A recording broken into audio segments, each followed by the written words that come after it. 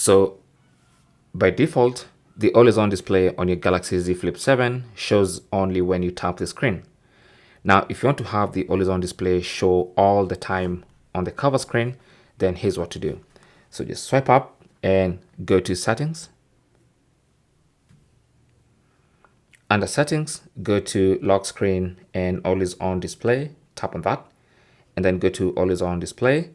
And of course, always on display is enabled, but there's a section here called when to show.